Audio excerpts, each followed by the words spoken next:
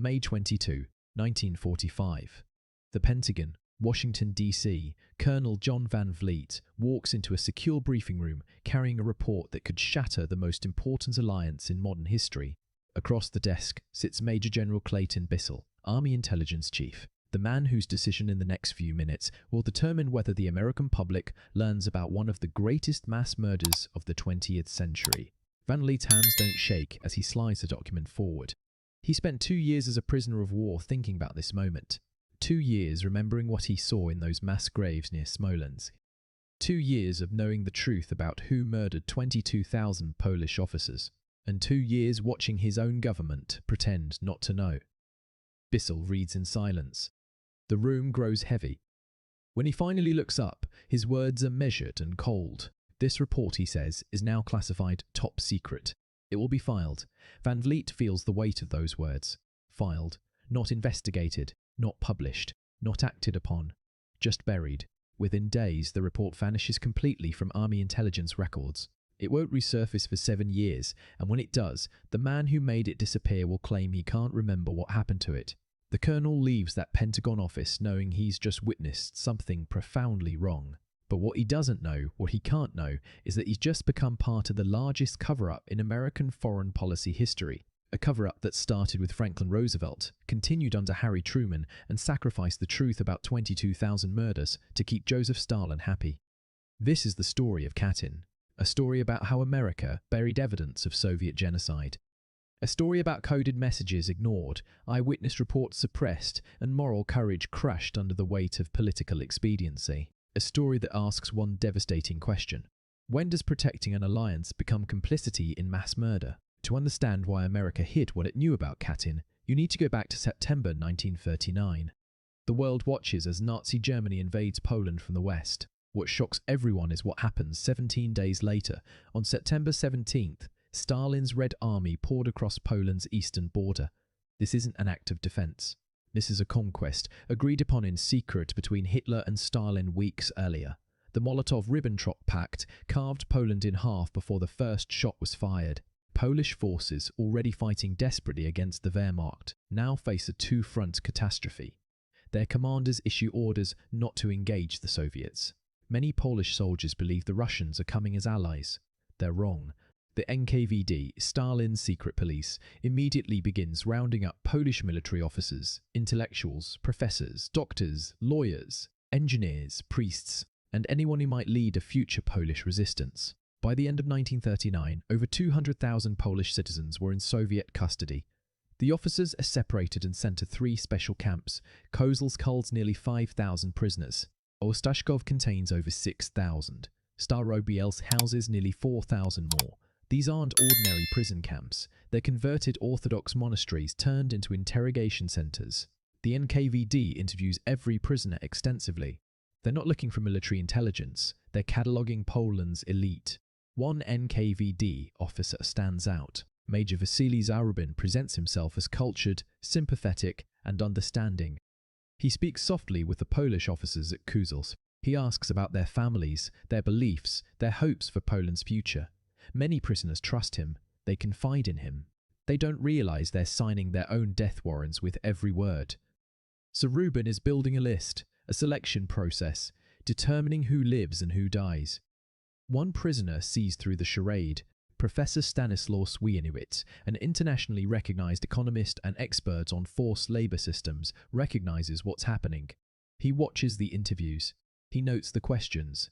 He understands that this isn't about prisoner management. This is about elimination. But even Swieniewicz can't imagine what comes next. On March 5, 1940, Joseph Stalin sits at his desk in the Kremlin and signs an order. The document is typed on NKVD letterhead. At the top, Lavrenti Beria's signature. Stalin's signature follows. Then 4 more Politburo members add theirs. Kliment Voroshilov, Vyacheslav Molotov, Anastas Mikoyan. In the margin, 2 more signatures. Mikhail Kalinid, Lazar Kaganovich.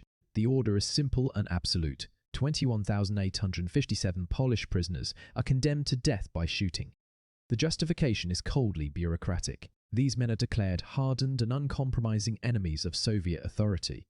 No trials, no appeals, No chance to defend themselves, just execution. April 1940. The killing begins. Small groups of prisoners are told they're being transferred. They're loaded onto buses or trucks. At Kozels, they board vehicles heading towards Smolensk. Professor Swieniewicz is among them on one particular day. The prisoners sit quietly, many relieved to be leaving the camp. They believe they're going to another facility, perhaps one where conditions are better. The bus stops in a wooded area near the village of Katyn, 12 miles west of Smolensk. The guards order the prisoners off the vehicle. They line up. NKVD officers check names against lists. They call Swieniewicz's name. He steps forward. Then something extraordinary happens. An NKVD colonel appears. He walks directly to Swieniewic. He pulls him out of line. No explanation. The professor is led away to a separate vehicle. The remaining prisoners board another bus. They disappear into the forest. Swieniewicz never sees them again. He doesn't know it, but he's just become the sole survivor of that day's transport. He'll spend the rest of the war in Soviet labor camps, but he'll live. The others won't. What happens in the Katyn forest remains hidden for 3 years.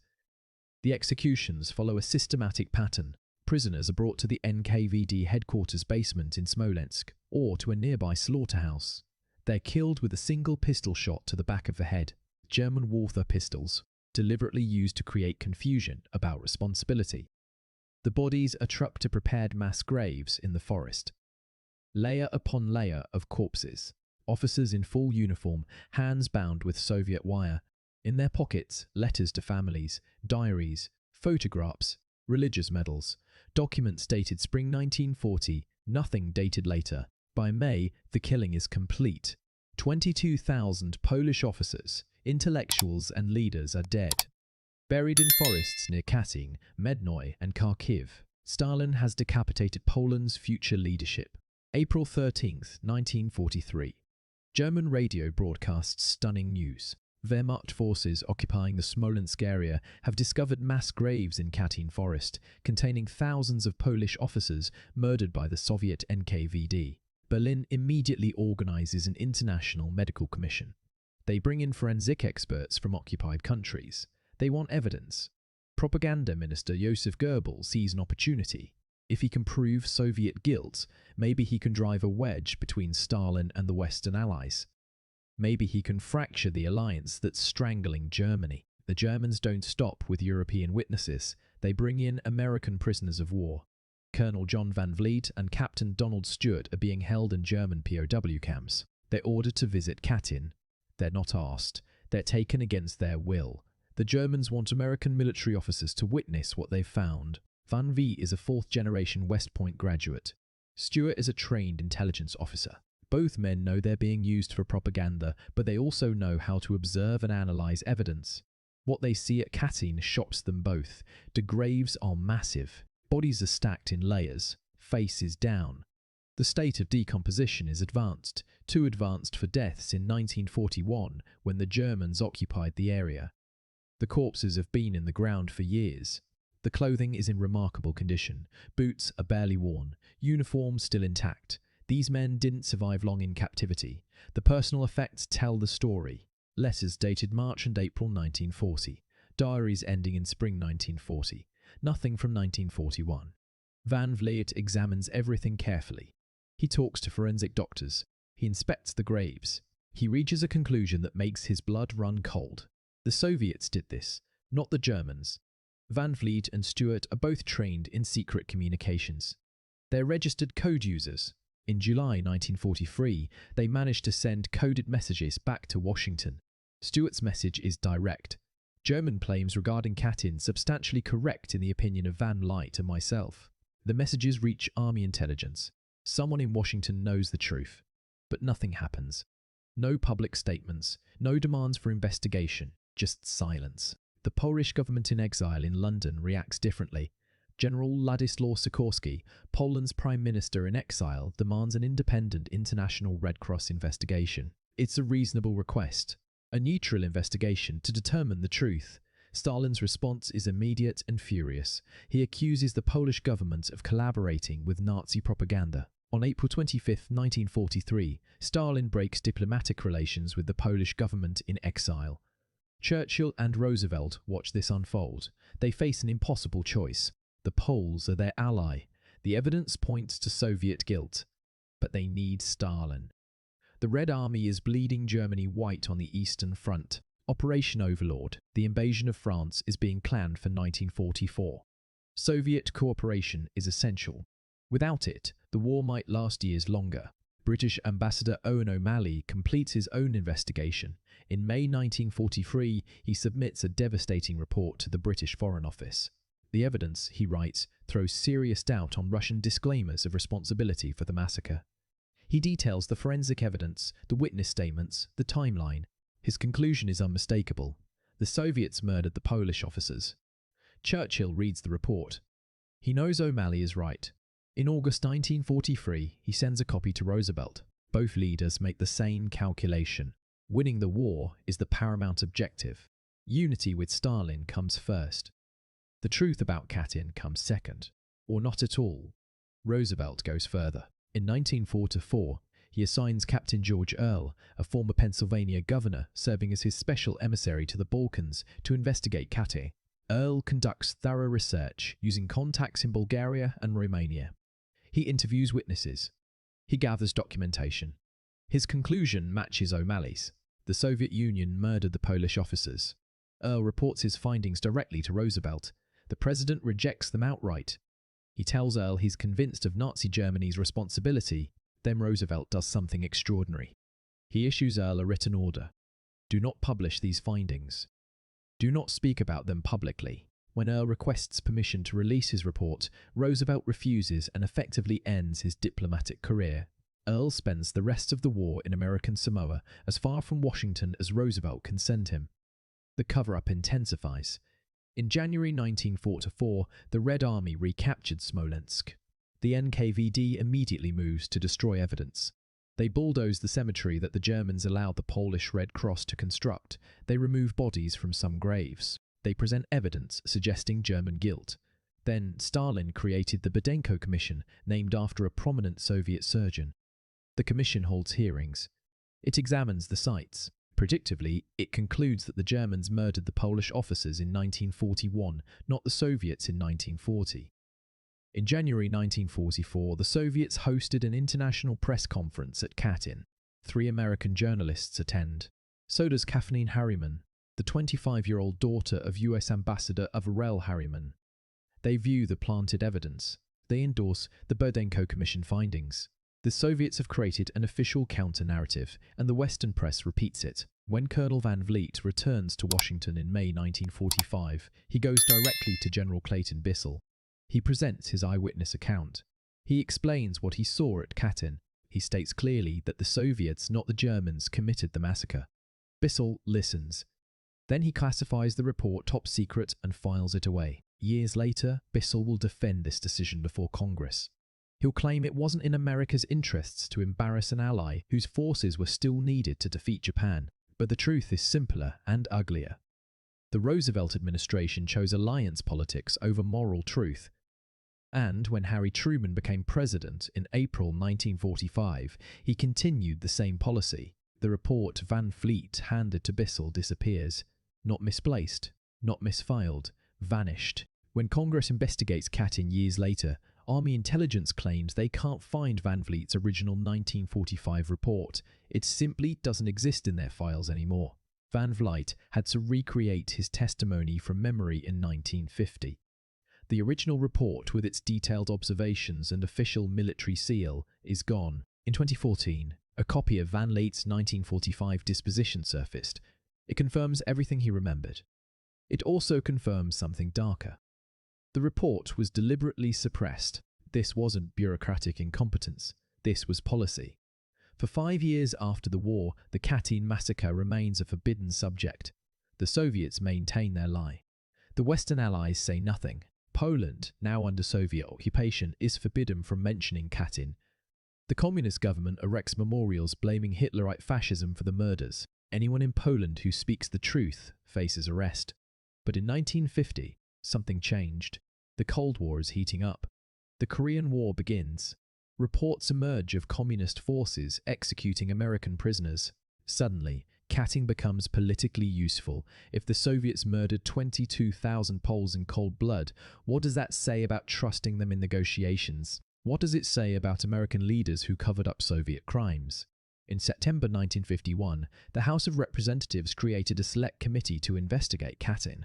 Representative Ray Madden of Indiana chairs it. The committee's mandate is twofold. First, determine who committed the massacre. Second, find out if American officials covered up evidence. For more than a year, the Madden Committee has held hearings. They interview 81 witnesses. They examine 183 exhibits. They take depositions from survivors, eyewitnesses, forensic experts, and government officials. Colonel Van Vliet testifies. Captain Donald Stewart testifies. Professor Swyenwitz testifies. George Earle testifies. General Bissell testifies. The evidence is overwhelming. The committee's final report in December 1952 was unanimous. The NKVD murdered the Polish officers. Soviet guilt is conclusive and irrevocable. But the question of the American cover-up is more complicated. The committee concludes that American officials failed to properly evaluate clear danger signals in Russian behavior. They find that American policy might have been different if information deliberately withheld from the public had been made available sooner. It's a careful statement. It acknowledges suppression without using the word cover-up. It criticizes decisions without accusing officials of deliberate conspiracy. The committee recommends bringing the case before the International Court of Justice. Nothing comes of it. The Soviets refuse to acknowledge responsibility. The case dies. For the next 38 years, the Soviet Union maintains its lie. Katyn becomes a forbidden word in Poland. Maps erase it. Reference books ignore it. In 1969, the Soviets built Belarus's National War Memorial at a small village called Katyn. Different place, different spelling in Cyrillic, but in Latin letters, Katyn and Katyn look almost identical. When President Nixon visited the USSR in 1974, Soviet officials insisted he tour the Katyn Memorial. The New York Times calls it out immediately. Nixon visited Katyn, not Katyn. The Soviets are deliberately creating confusion. Then comes Mikhail Gorbachev and Glasnost. In 1987, Poland and the Soviet Union agreed to create a joint historical commission to investigate blank spots in their shared history. Polish historians push to include Katyn. The Soviets resist. In 1988, demonstrators marched in Warsaw demanding the truth. Pressure builds. On April 13, 1990, exactly 47 years after the German announcement, the Soviet Union officially admitted responsibility. Sort of. Gorbachev hands Polish leader Wojciech Jaruzelski a folder of documents proving Soviet guilt. But he doesn't include the March 1940 execution order signed by Stalin. He blames Lavrenti Beria and the NKVD. He avoids implicating the Communist Party or the Soviet state. He shaves the truth, admitting culpability while minimizing responsibility. 2 years later, in 1992, the full execution order surfaces. The document with Stalin's signature and the signatures of 5 other Politburo members. Newly elected Russian President Boris Yeltsin hands it to Polish President Lech Walesa.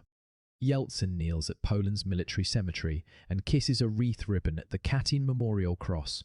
He promises to punish surviving perpetrators and pay reparations. Neither happens. By 1995, Russia begins walking back its admissions. Yeltsin speaks at a Katyn ceremony but tells Poles that totalitarianism affected Soviet citizens first and foremost. He reminds them that 10,000 bodies of various nationalities were found in the forest. He's diluting Polish suffering into a broader narrative of communist terror. In 1996, a book appears in the Russian Duma bookstore. The Katyn crime fiction was written in Polish under a pseudonym.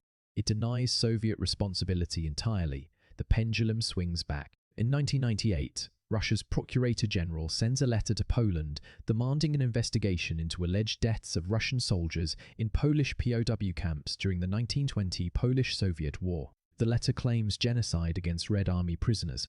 It's a transparent attempt at moral equivalence. Russia's message is clear: if you keep pushing on Katyn, we'll accuse you of war crimes too. To this day, Russia refuses to call Katyn genocide, refuses to accept full responsibility, refuses to allow complete access to archives. The truth remains partially buried.